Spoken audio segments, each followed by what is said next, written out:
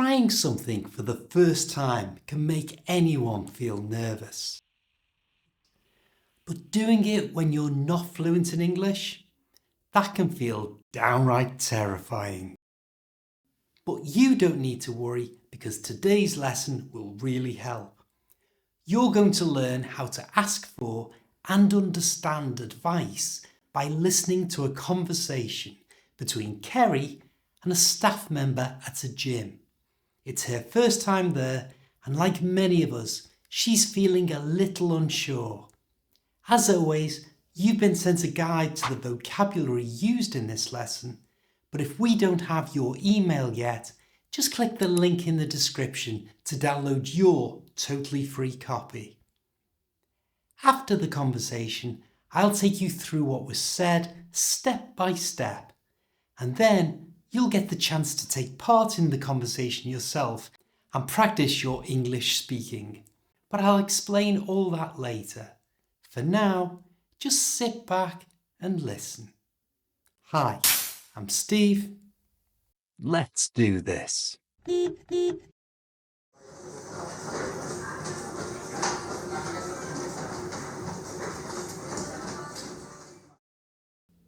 Hi, are you a first timer? Yes, I'm a complete newbie. Righto, let me show you the ropes. This is the changing room. As you can see, it's very spacious. So do I get my own locker? Absolutely, they're very secure. Then I don't have to worry about anyone being light-fingered. No, your stuff will be safe as houses in here.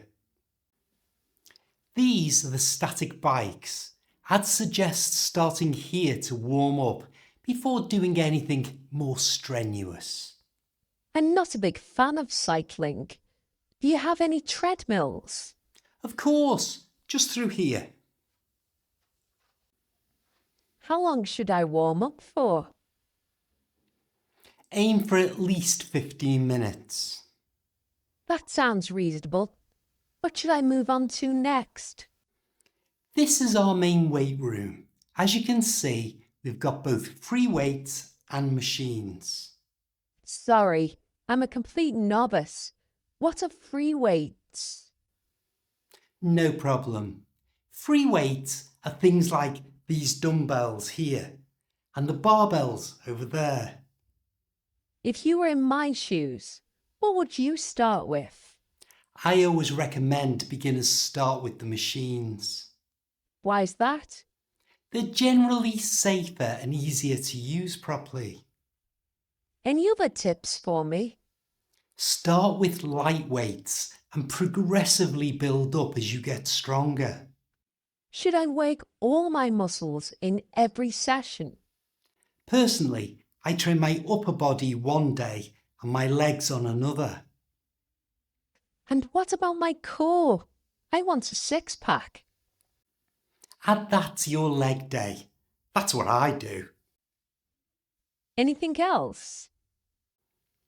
Don't forget to cool down at the end of your session. Do you have a sauna? We certainly do, and it's a brilliant way to relax after a tough workout. And a bar? We've got a very comfortable area for socialising. Now that sounds right up my street. Now we're going to go through what was said so you can start using those words and expressions yourself when you speak English. First, we heard this exchange. Hi, are you a first timer? Yes, I'm a complete newbie. The staff member asked if Carrie was a first timer. This is a common way to describe someone who's trying something for the very first time. Carrie confirmed this by calling herself a newbie, another informal word for someone who's new to something. Later, she also described herself as a novice. Sorry, I'm a complete novice. Which is just a slightly more formal way of saying the same thing. First timer, newbie, novice. Then the staff member said, "Righto, let me show you the ropes." Righto is a friendly, upbeat, nice way of saying, "Let's begin." This was followed by the expression, "Let me show you the ropes," an everyday English idiom that means let me show you how things work or what to do. I'm sorry to bother you. Can you show me the ropes? Next, you heard the changing rooms being described as, "This is the changing room. As you can see, it's very spacious." They were described as spacious, which is just another way of saying that there's a lot of room. But that wasn't Carrie's main concern. She was more worried about theft. Then I don't have to worry about anyone being light-fingered. If someone is described as light-fingered, it means that they're likely to steal. Basically, it's a way to call someone a thief. She was reassured when she was told, "No, your stuff will be safe as houses in here." Safe as houses is another very common English idiom. We often use it to describe anything that's extremely secure or reliable. I really don't know where to invest my money. Why don't you buy gold? It's as safe as houses. She was advised to warm up before doing anything too strenuous. I'd suggest starting here to warm up before doing anything more strenuous. And strenuous means that it takes a lot of effort or energy. But Carrie said she wasn't a big fan of the bikes. I'm not a big fan of cycling.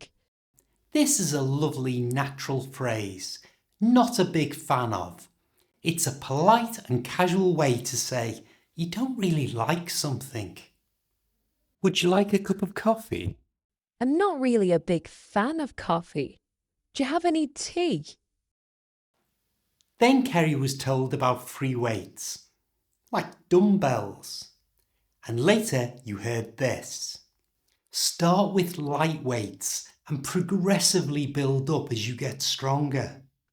Progressively simply means bit by bit. You do something gradually, step by step.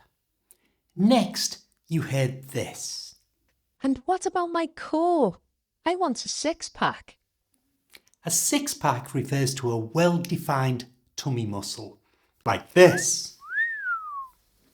Finally, when Carrie heard that there was a bar, she said it was right up her street. Now that sounds right up my street. This is another great expression. It means perfect for you, or just the kind of thing that you like. What did you think of the movie? Well, I love adventure films, so it was right up my street. Now it's your turn to really improve your English speaking skills by taking part in that conversation yourself.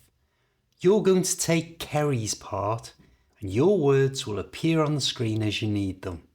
For the best results, speak out loud.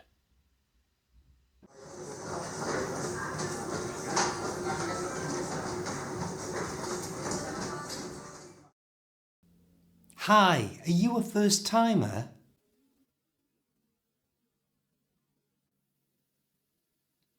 Righto, let me show you the ropes. This is the changing room. As you can see, it's very spacious. Absolutely, they're very secure.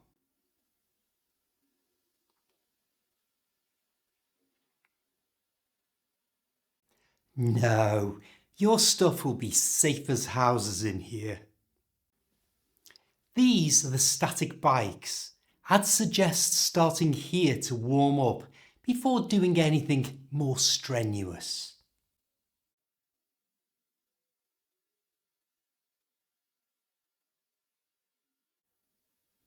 Of course, just through here.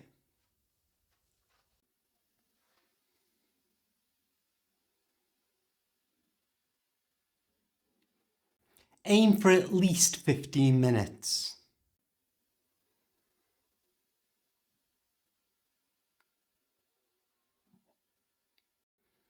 This is our main weight room. As you can see, we've got both free weights and machines.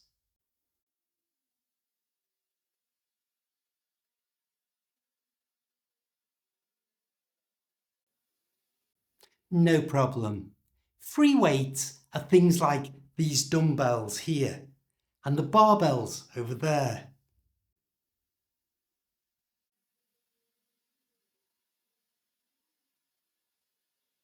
I always recommend beginners start with the machines. They're generally safer and easier to use properly.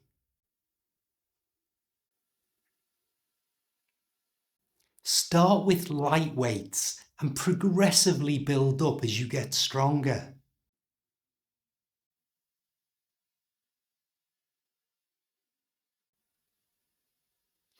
Personally, I train my upper body one day and my legs on another.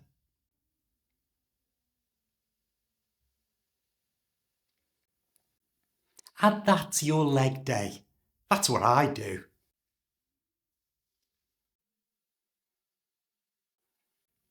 Don't forget to cool down at the end of your session. We certainly do, and it's a brilliant way to relax after a tough workout. We've got a very comfortable area for socialising.